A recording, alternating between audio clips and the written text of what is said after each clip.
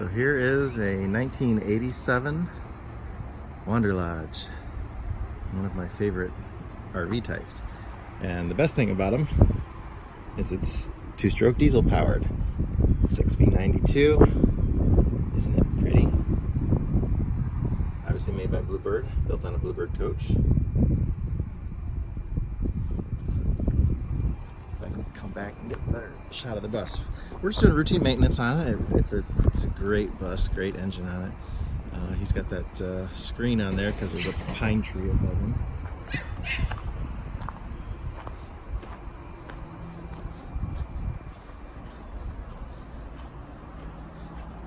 We're replacing main bearings, rod bearings, just routine maintenance. Let's see if I can come around.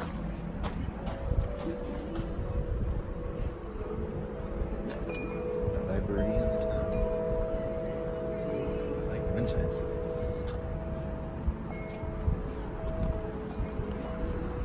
He's gonna let's have a tour of the inside.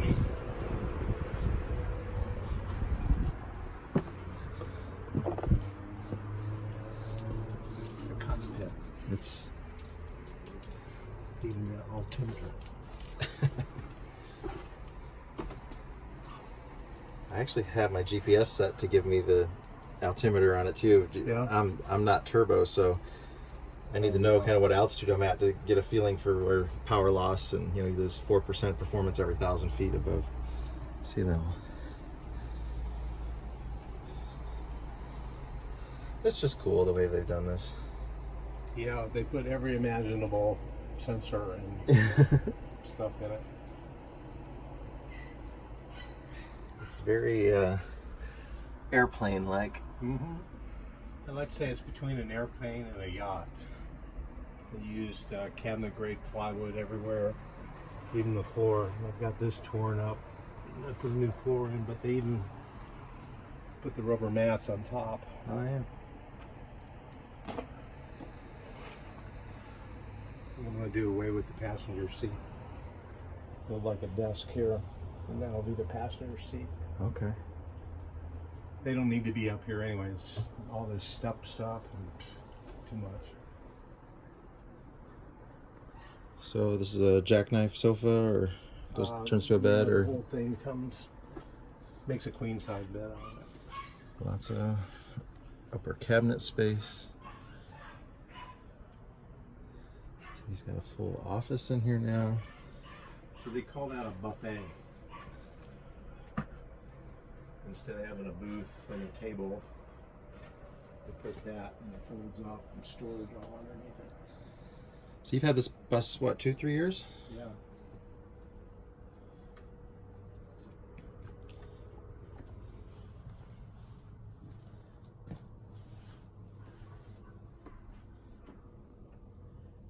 Yeah, lots of mirrors in your bathroom. Yeah. Actually, lots of mirrors in your bus, period. Mirrors everywhere. This used to have twin beds in it. I couldn't deal with that, so I remodeled and put a king size in it. The cabinetry, I like it. Yeah. But they, you know, all this stainless steel hardware, 32 years old, and everything still works. Pretty amazing. It's a great layout. This is my favorite factory-built RV. They're just cool. Yeah. They always put so much stuff on the outside of them too. It's like they went to a chrome shop and bought 2 of everything and put it on it. I love it. See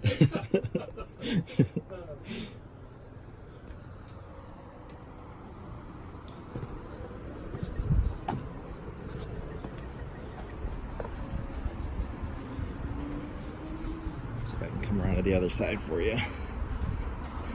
We've already drained the oil and getting ready to drop the oil pan. Going after the bearings on these at regular intervals is just, it's a recommended procedure to get that engine to last. Plus we'll get a good view of what's going on in there. But she runs real good. She's also got a couple of oil leaks we're going to address. The biggest one is a hydraulic leak. This has a hydraulic fan on it. Looks like it's similar to that hydraulic fan that the Eagle has that I've worked on before. Something's leaking in there. We're gonna get in there and figure it out. Doing a tune-up on this engine isn't very easy because It's kind of hard to get to everything on it. It's not the best. It's all sandwiched in there.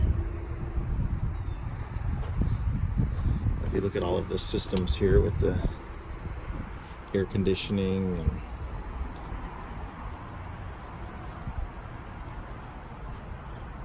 everything's pretty well packed in there.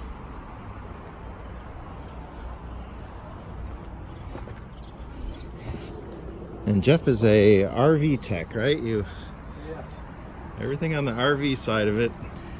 No chassis work. Leave that to Scott.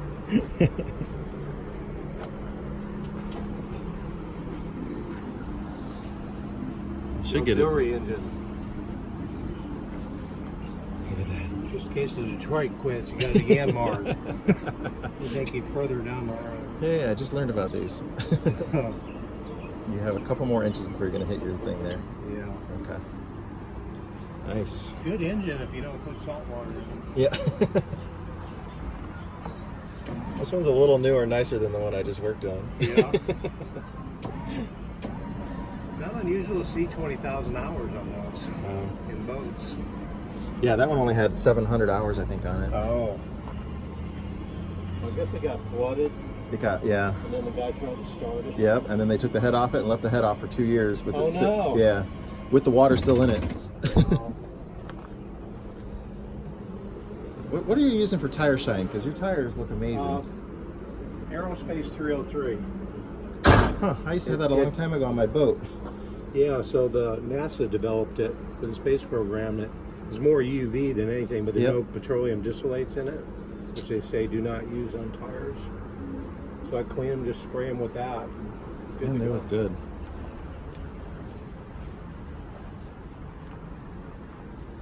Okay, well, it's time for us to get to work on the bus. Thank you for the tour. Let's see if I can read any of that. How many horsepower does it say? 350. And does it say what injectors are in it?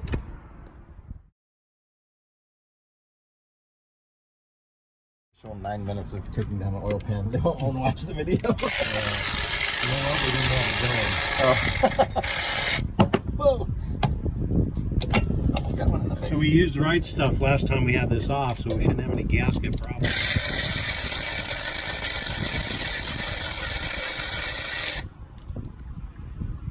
I think it took 15 minutes to pull the pan off and 3 hours to clean it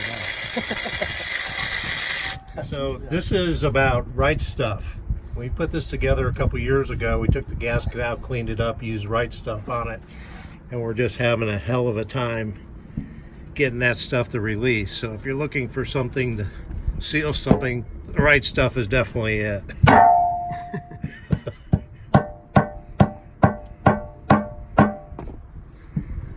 So there's no gasket. It was just that right stuff. Never leaked, and now it's a pain to get this pan back off again. It's good to know some products work for us.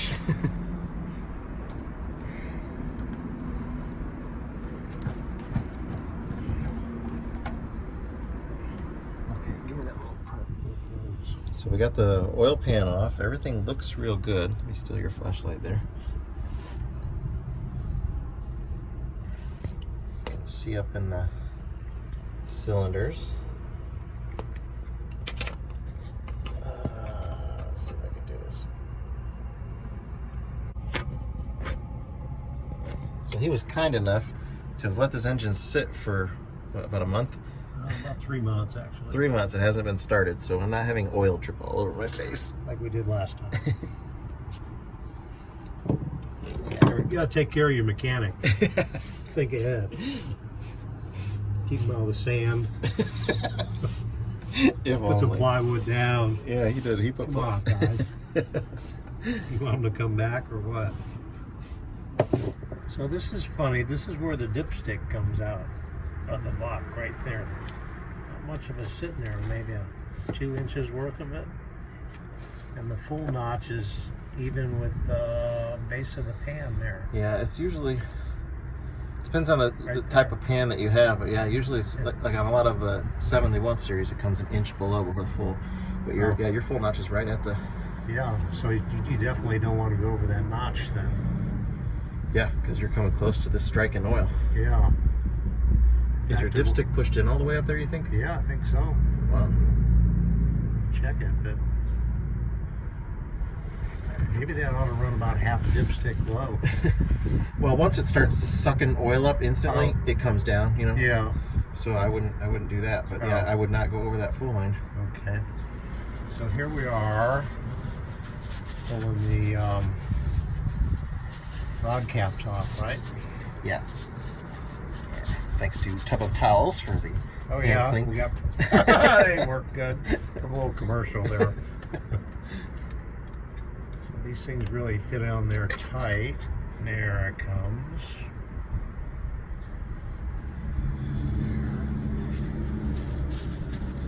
Here's the bearing. It's nice. Should we need copper? Barely anywhere. Looks really nice. What I can see on the crank is gorgeous.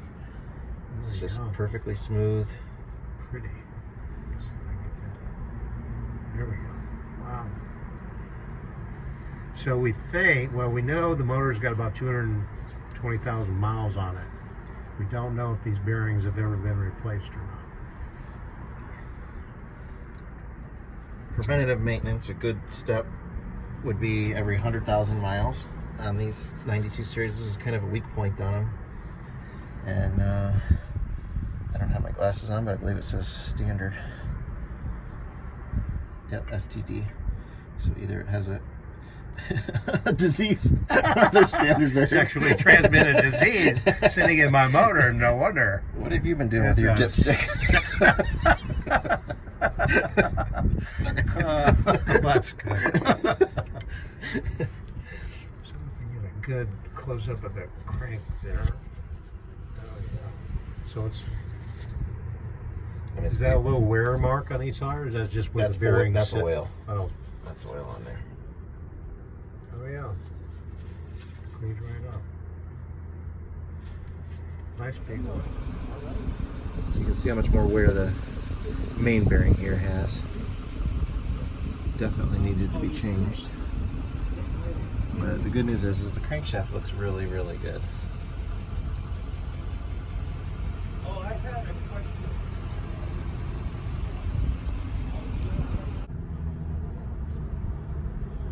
So there you can see his crankshaft looks real good. No big gouges or scores or anything. It's just oil that's on there. A little bit of wear, but nothing to be concerned about.